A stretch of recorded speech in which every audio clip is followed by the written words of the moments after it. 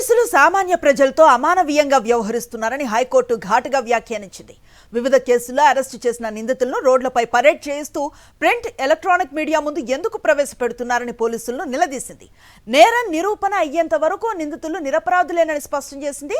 చట్ట నిబంధనలను పాటించాల్సిన బాధ్యత పోలీసులపై ఉందని తేల్చి చెప్పింది. చట్టానికి లోబడే పోలీసులు శాంతి భద్రతలను కాపాడాల్సి ఉంటుందని చెప్పింది.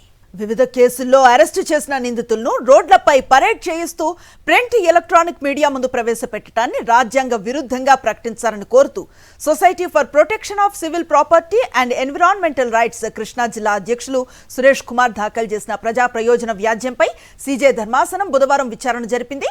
నిందితులను పరేడ్ చేయిస్తున్న వ్యవహారంలో రాష్ట్ర ప్రభుత్వానికి డీజీపీ, గుంటూరు, కృష్ణా, తూర్పు గోదావరి జిల్లాల ఎస్పీలకు నోటీసులు జారీ చేసింది. పూర్తి వివరాలతో కౌంటర్ను దాఖలు చేయాలని వీరిని ఆదేశించింది.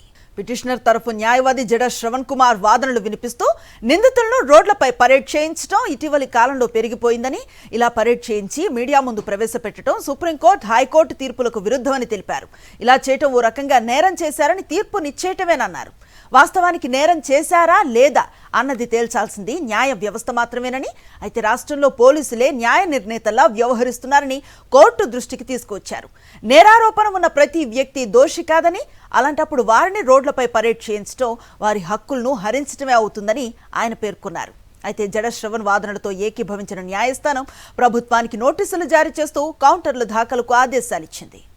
పూర్తి అప్డేట్స్ అందిస్తారు మా కరెస్పాండెంట్ రవీందర్. హైకోర్టు ఏం చెప్పింది?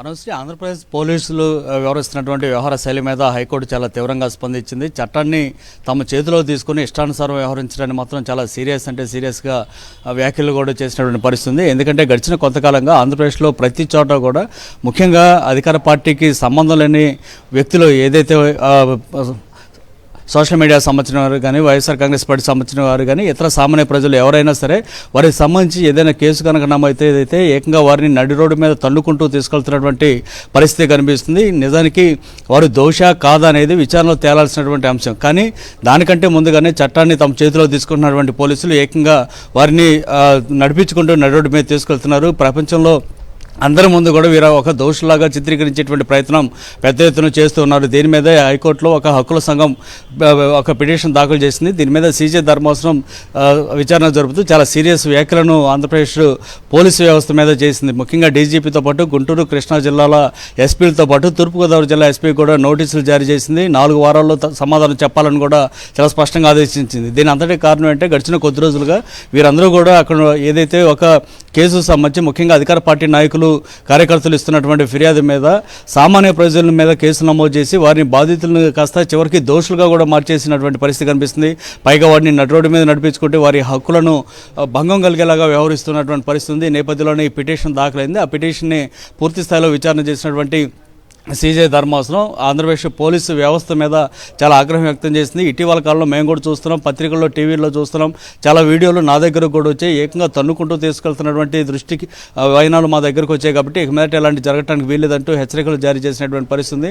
పోలీసులు చట్టానికి లోబడి మాత్రమే పనిచేయాలని కూడా స్పష్టం చేసింది. ఇటీవల మనం చూసిన తెనాలిలో అయితే ఏకంగా 3 యువకులను నడి రోడ్డు మీద పడేసి పోలీసులు కొట్టినటువంటి పరిస్థితి. నిజానికి వారు అక్కడ ఎలాంటి పాపం చేయలేదు, తప్పుడు పని చేయలేదు, కానీ చేస్తారేమో అన్నటువంటి కారణంతో ఏకంగా నడి రోడ్డు మీద పడేసి కొట్టినటువంటి వైనం చూసిన తర్వాత అసలు రాష్ట్రంలో పోలీసులు ఎవరి కోసం పనిచేస్తున్నారు, ఎందుకోసం పనిచేస్తున్నారు అనేటువంటి అనుమానం కూడా కలుగుతుంది.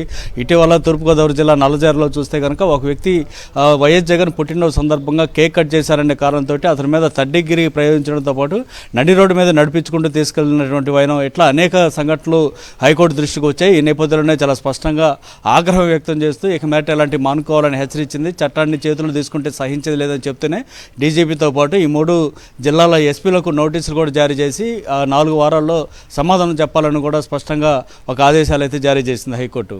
Right, thank you Ravinder.